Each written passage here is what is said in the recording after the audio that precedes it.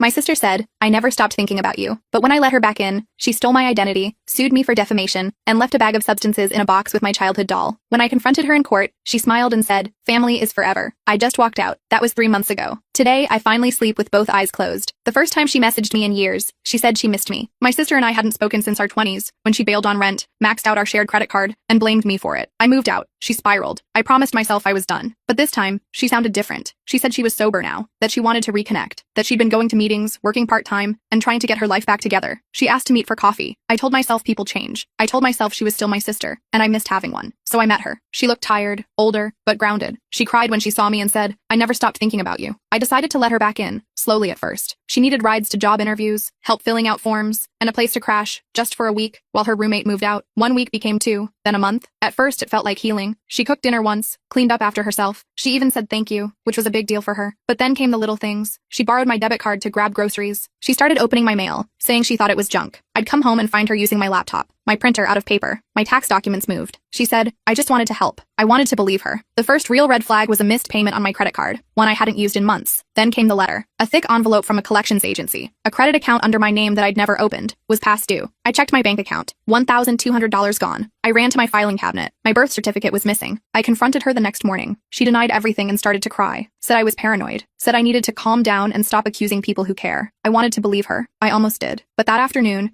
I got a notification that someone had applied for a car loan in my name. I called the bank and froze everything. Then I called a lawyer. She played dumb until I showed her the printouts. Then the rage came. You think you're better than me? She screamed. I just needed help. I told her to get out. She slammed the door so hard the frame cracked. What followed was months of legal paperwork, phone calls, hold music, and hollow apologies from institutions. I filed a police report. I froze my credit. I worked with a lawyer to dispute false accounts. I missed work, lost sleep, broke down crying in my car more times than I can count. My credit was wrecked. But worse than that, I couldn't trust anyone anymore. Not when they asked for help. Not when they said they'd changed. My sister didn't just steal my money or my name. She stole my ability to believe. I track every dollar now, obsessively. Some days I feel like I'm still in the fog, still waiting for the next surprise bill or rejection letter. She hasn't reached out since the order was issued. Then yesterday, I got yet another mysterious phone call, and I let it go to voicemail. When I listened to it, I found out my sister had hired a lawyer and was planning to sue me. I thought everything was finally over, but now I'm not so sure. I sat in my car for an hour after hearing that voicemail. Just sat there, engine off, staring at nothing. The lawyer's voice kept replaying in my head. Something about defamation and false accusations, and how my sister Melissa was seeking damages. Damages? From me? After what she did?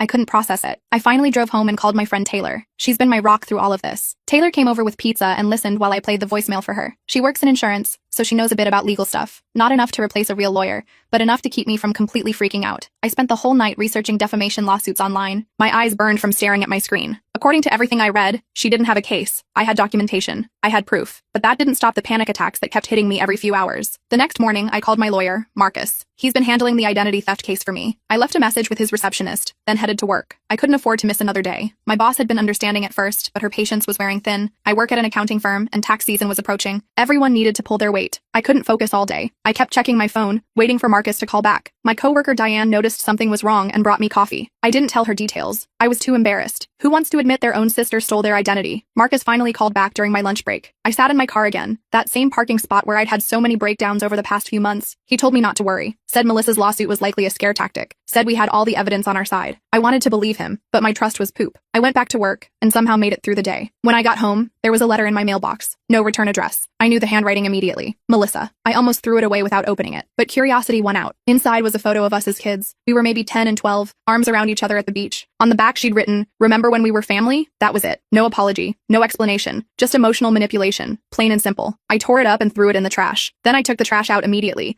like the photo might somehow reassemble itself if I left it in my house. I was being paranoid, but that's what Melissa had reduced me to. That night, I got a text from a number I didn't recognize. "We need to talk. Meet me tomorrow." I blocked the number without responding. 10 minutes later, another text from a different number. "It's important. Please." I blocked that one too. I took a sleeping medicine and went to bed early. I dreamed about Melissa. In the dream, we were kids again, and she was taking my toys one by one while I watched, unable to move or speak. I woke up at 3 a.m., drenched in sweat. The next day was Saturday. I had planned to catch up on work, but I couldn't concentrate. I decided to go to the gym instead, burn off some anxiety. I was on the treadmill when I saw her, Melissa, just standing there in the gym entrance, scanning the room. I ducked down and pretended to tie my shoe. When I looked up, she was gone. Maybe she was never there. Maybe I was losing it. I went straight home and double-checked all my locks. I called Taylor again and asked if I could stay at her place for a few days. She said of course. I packed a bag, grabbed my important documents, what was left of them, and headed over. Taylor lives in a secure building with a doorman. I felt safer there. We ordered takeout and watched mindless TV. I didn't check my phone all evening. It was the first peace I'd had in days. Sunday morning, Taylor went out for groceries. I was alone in her apartment when my phone rang. Unknown number. I let it go to voicemail. The message notification popped up immediately. Against my better judgment, I listened. It wasn't Melissa this time. It was a woman named Karen, claiming to be Melissa's sponsor from her recovery program. She said Melissa was really trying to make amends. Said I should give her a chance to explain. Said Melissa was in a bad place mentally and needed her family. I deleted the message. If Melissa was really in recovery, she wouldn't be suing me. She wouldn't be stalking me. She wouldn't be sending strangers to guilt me into contact. This was just more manipulation. Taylor came back and found me crying on her couch. I told her about the call. She suggested I change my phone number. It seemed extreme, but I was desperate. We spent the afternoon at the phone store getting me set up with a new number. I felt a little better afterward. Monday came and I had to go back to work. Taylor offered to drive me. As we pulled into the parking lot, I saw Melissa standing by the entrance to my building. This time I was sure it was her. Taylor saw her too. I ducked down in the passenger seat. Taylor drove right past the entrance and around to the back of the building. I used the service entrance and snuck in through the mailroom. I felt ridiculous, like I was in some bad spy movie, but I made it to my desk without being seen. Around lunchtime, the receptionist called my extension. "There's someone here to see you. Says she's your sister." My heart nearly stopped. I told the receptionist I wasn't available and to please ask her to leave. 5 minutes later, security was escorting Melissa out. I watched from the window of the break room, my hands shaking so badly I spilled my coffee. My boss called me into her office that afternoon. I thought for sure I was getting fired. Instead, she asked if everything was okay, if I needed help. Apparently, after Melissa was escorted out, she made a scene in the parking lot, started yelling about how I was ruining her life, how I was the reason she couldn't get back on her feet. I broke down and told my boss everything, the identity theft, the lawsuit threat, the stalking. She was surprisingly understanding, said her brother had dependency issues too. She gave me the rest of the day off and the number for the company's employee assistance program. They offered free legal consultations. I called the number from Taylor's apartment that evening. They connected me with a lawyer named Jordan who specialized in identity theft cases. Jordan listened to my whole story, then told me something that made my blood run cold. Melissa's lawsuit wasn't just a threat anymore. She'd actually filed it. I was being sued by my own sister for defamation,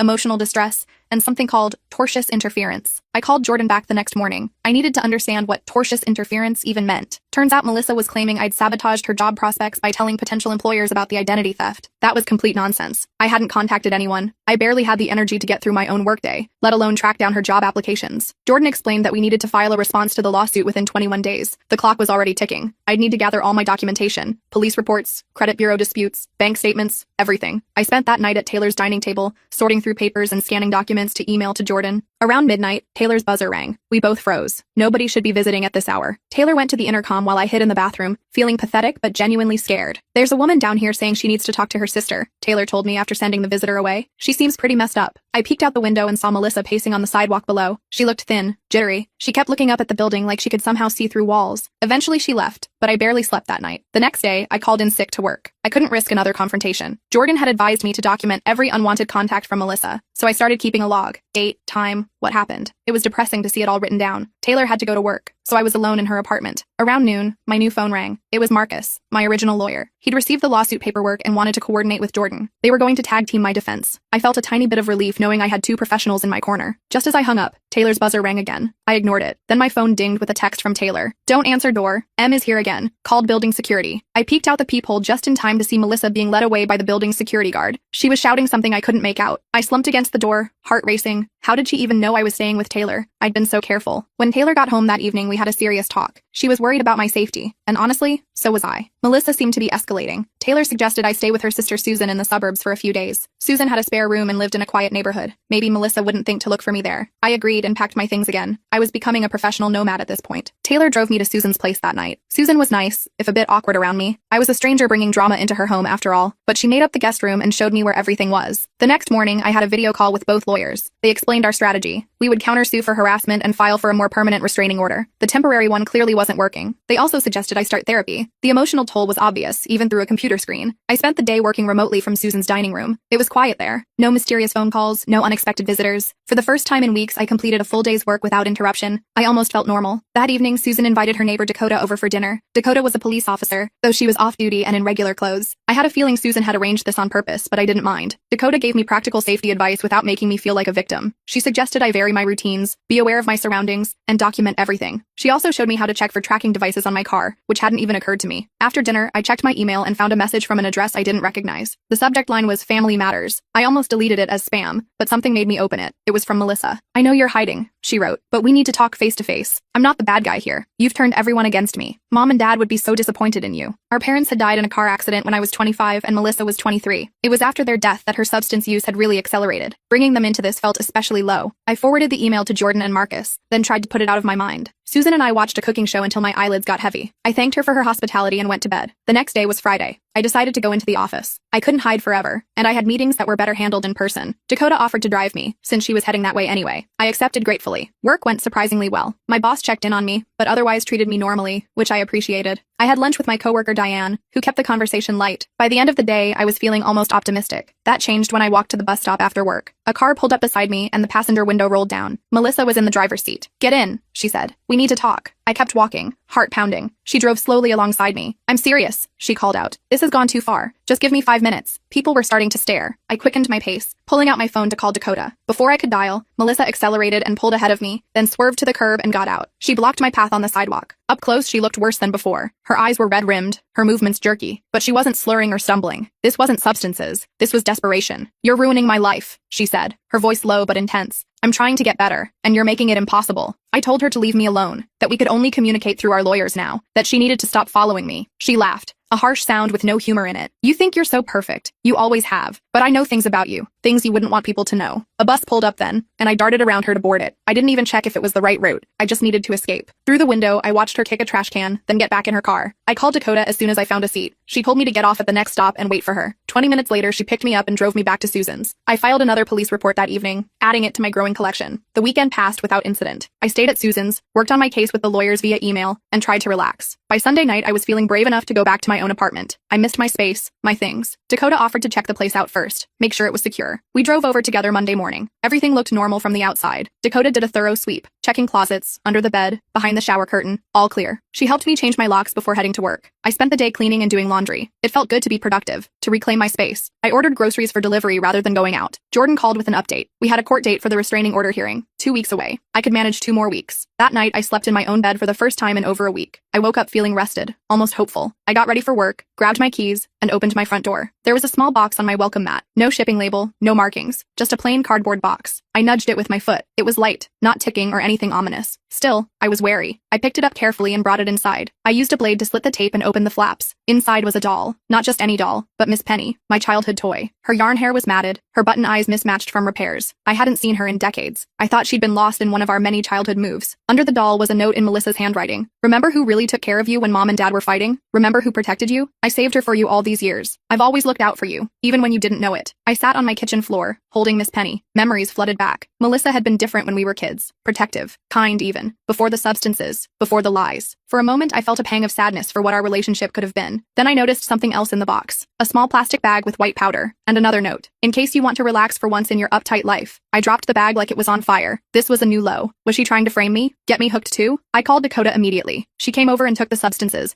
promising to dispose of them properly. She suggested I install a doorbell camera. I ordered one that same day. At work, I received a call from a number I didn't recognize. Against my better judgment, I answered. It was Karen again, Melissa's supposed sponsor. "Please," she said. "Melissa is really struggling. She's trying to make amends, but she feels like you've shut her out completely." I told Karen about the box, about the substances. There was a long silence. "That's not part of any recovery program I know," she finally said. She sounded genuinely shocked. "I'm so sorry. I didn't know." Before hanging up, she told me Melissa had been attending meetings irregularly, that she'd show up, share tearful stories about her cruel sister, then disappear for weeks. Karen had believed her. Many people in the group had. They'd been giving her money, places to stay. I felt a weird mix of vindication and sadness. Melissa was still manipulating people, still lying. But now I had another ally who'd seen through her. The doorbell camera arrived and I installed it that evening. I felt a little safer knowing I could see who was at my door before opening it. I even slept through the night without waking up in a panic. The next morning, my phone blew up with text messages from coworkers. Apparently, Melissa had shown up at my office again, this time with flyers. She'd been handing them out in the parking lot before security stopped her. The flyers had my picture and wild accusations, that I was a substance dealer, that I'd stolen from our parents before they died, that I was mentally unstable. My boss called me directly. She was sympathetic but concerned. The company had clients coming in that day. They couldn't have someone distributing defamatory materials on their property. She suggested I work from home until things settled down. I agreed, humiliated. I'd done nothing wrong, yet I was the one being punished. I packed up my laptop and some files, then asked Dakota if she could pick me up. I didn't want to risk running into Melissa in the parking lot. Dakota arrived 20 minutes later. As we drove away from my office building, I spotted Melissa's car across the street. She was just sitting there, watching. Dakota saw her too and made a sudden turn, losing her in traffic. Back at my apartment, I checked my doorbell camera footage. Melissa had been there at 5 a.m., leaving the box. The camera had captured her clearly. I sent the footage to both lawyers and the police,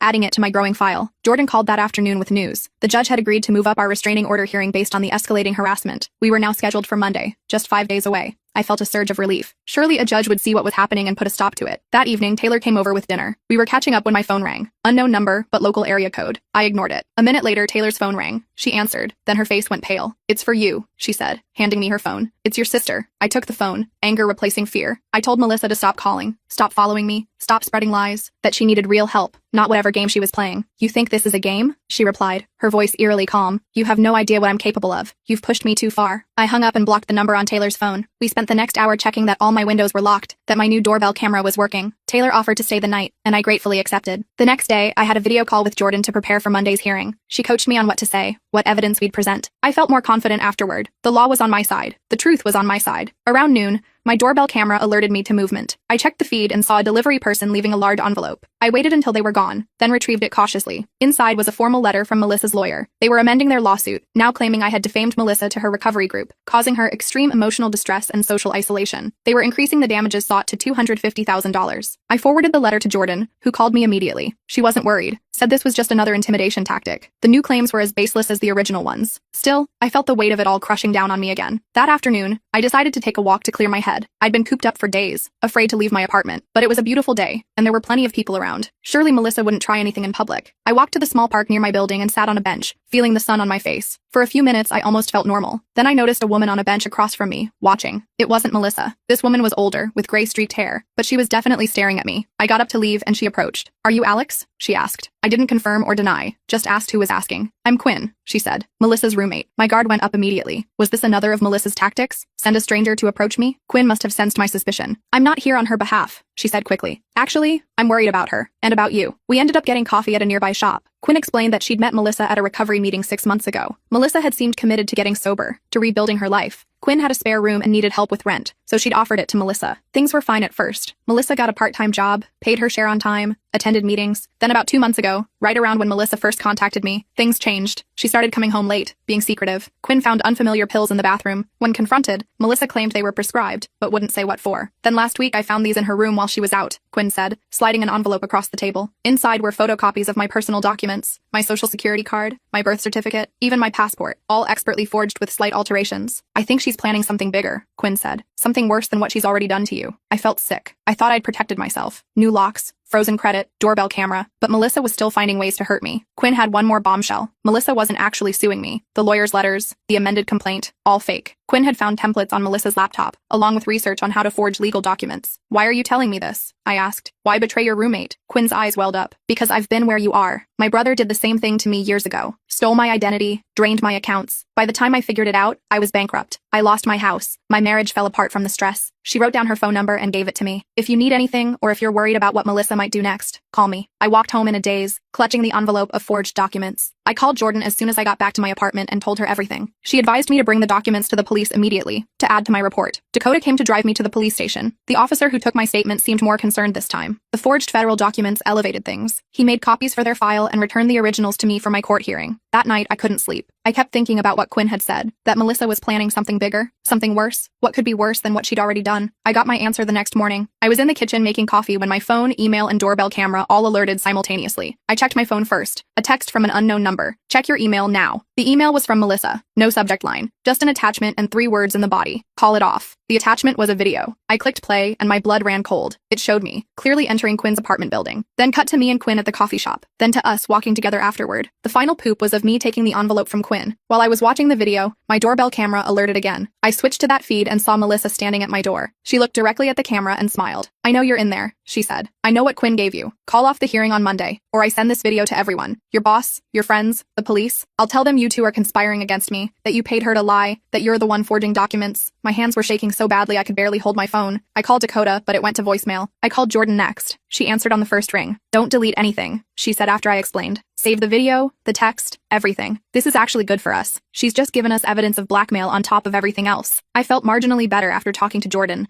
but still shaken. Melissa had been following me, filming me. How long had this been going on? What else did she have? I spent the day gathering all my evidence for Monday's hearing. Bank statements showing the stolen money, police reports, the forged documents from Quinn, the doorbell camera footage, the blackmail video and text. It made a substantial pile. That evening, my doorbell camera alerted again. This time it was Taylor looking worried. I I let her in, and she hugged me immediately. Quinn called me, she said. She's been trying to reach you all day. I turned off my phone after the blackmail text, not wanting to deal with any more messages from Melissa. Taylor explained that Quinn had gone home after our coffee meeting to find her apartment ransacked. Melissa had figured out Quinn had betrayed her and had destroyed her things in retaliation. Quinn's staying with her sister now, Taylor said. She wanted me to tell you she's still planning to testify on Monday. She's not backing down. I felt a surge of gratitude for this woman I barely knew, who was risking so much to help me, and for Taylor, who'd stood by me through all of this. The weekend crawled by. I jumped at every noise, checked my doorbell camera obsessively, but there was no sign of Melissa. No more texts or emails. The silence was almost worse than the harassment. What was she planning? Monday morning arrived and I dressed carefully for court. Professional, but not flashy. Jordan had coached me on this too. I wanted to look like the responsible sister, the victim, not someone vindictive or unstable. Taylor drove me to the courthouse. Dakota met us there, along with Quinn. We all entered together, a small army of support. Jordan was waiting inside with Marcus. They both looked confident, which helped calm my nerves. We were directed to a small courtroom. As we entered, I saw Melissa already seated on the other side. She was alone. No lawyer. She'd dressed up too, in a conservative blue dress I'd never seen before. She looked almost normal, almost like the sister I remembered from before everything went wrong. For a moment, our eyes met across the room. I expected anger, defiance. Instead, I saw something that looked almost like sadness. Regret, maybe? Then her expression hardened, and she looked away. The hearing began. The judge, an older woman with silver hair and sharp eyes, reviewed the file. Jordan presented our evidence methodically. The identity theft, the harassment, the forged documents, the blackmail attempt. Quinn testified about what she'd found in their apartment. Dakota spoke about the police reports and the escalating nature of Melissa's behavior. Throughout it all, Melissa sat silently. When it was her turn to respond, she stood up slowly. I don't have a lawyer, she said, her voice small in the large room. I can't afford one. Everything they're saying, it's not the whole story. She started to tell a rambling tale about how I'd abandoned her after our parents died, how I'd always been the favorite, how she'd only borrowed money she thought she was entitled to, how she'd only wanted to reconnect with her sister. The judge listened patiently, then asked if she had any evidence to counter our claims. Melissa shook her head. Just my word, she said, but nobody believes that anymore. The judge granted the permanent restraining order. Melissa was to stay at least 500 feet away from me, my home, and my workplace. No contact of any kind. Not in person, not by phone, not by email or social media, not even through third parties. The judge also referred our case to the district attorney's office for potential criminal charges related to the identity theft and forgery. As we stood to leave,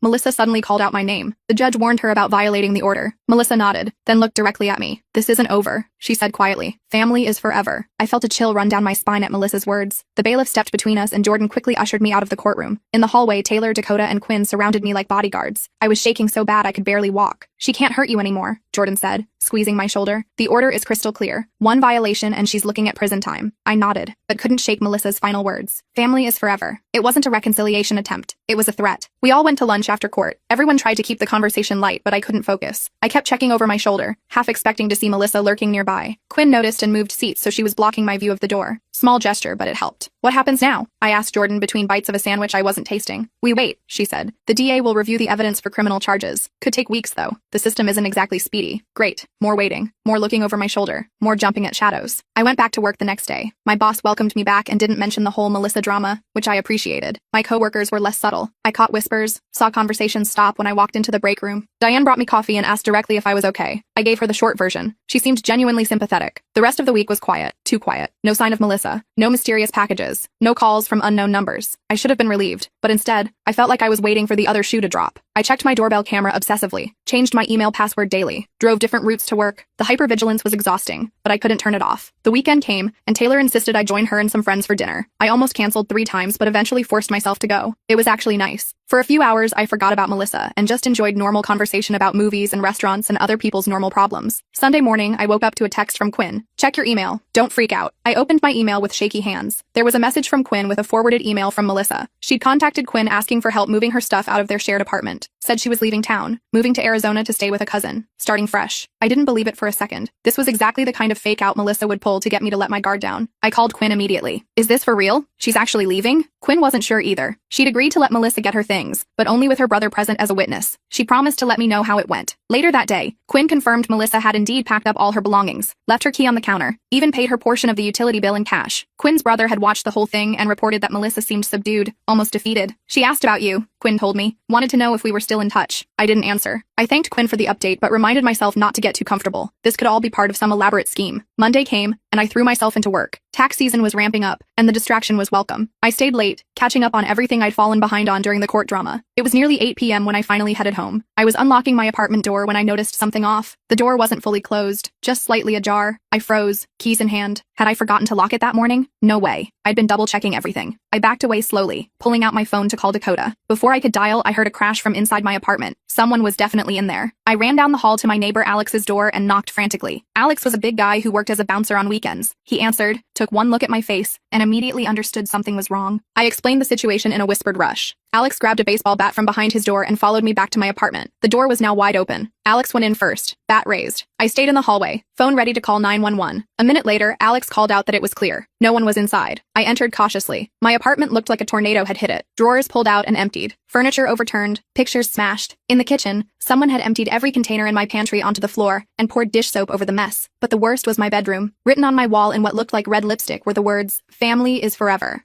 I called the police immediately. They arrived within minutes, took photos, dusted for prints, asked lots of questions. I showed them the restraining order paperwork. They promised to look for Melissa, said this was a clear violation. Dakota arrived while the police were still there. She'd come as soon as I texted her. She helped me clean up after they left, neither of us mentioning the obvious. Melissa had been in my home, touching my things, violating my space in the most personal way possible. I couldn't stay there that night. The locks were broken, and besides, I couldn't sleep surrounded by Melissa's handiwork. Dakota offered her couch, and I gratefully accepted. The next morning, I called my landlord about fixing the locks. He agreed to replace them that day, and even offered to install a deadbolt at no extra charge. I also called a cleaning service. The thought of scrubbing Melissa's message off my wall myself made me physically ill. At work, I got a call from the police officer handling my case. They'd put out an alert for Melissa but hadn't located her yet. Her phone was off, and the cousin in Arizona she'd supposedly gone to stay with didn't exist. I wasn't surprised. The Arizona story was just another lie. But where was she? And what was she planning next? I spent another night at Dakota's, then returned to my apartment the following evening. New locks installed, walls cleaned, everything put back in place. But it didn't feel like home anymore. It felt tainted. I was making tea when my phone rang. Unknown number. I almost didn't answer, but something told me I should. "Hello?" I said cautiously. "Is this Alex's sister?" A man's voice, unfamiliar. "Who's asking?" I replied, immediately on guard. "This is Dr. Reeves at County General. Your sister was brought in about an hour ago. She had your name and number in her wallet as her emergency contact." My heart raced. What happened? Is she okay? She was found unconscious in her car. Possible substance overload. She's stable now, but we'd like a family member to come in if possible. I hung up and immediately called Jordan. This could be another of Melissa's tricks. Jordan agreed it seemed suspicious and offered to go with me to the hospital. We met in the parking lot 30 minutes later. Jordan suggested we check with hospital security first, to confirm Melissa was actually there, and this wasn't an elaborate setup to violate the restraining order. The security office confirmed Melissa had indeed been admitted. A patrol officer had found her passed out in her car in a mall parking lot, empty medicine bottles on the passenger seat. They'd brought her in around 7 p.m. When we inquired further, the security officer explained that when Melissa was brought in,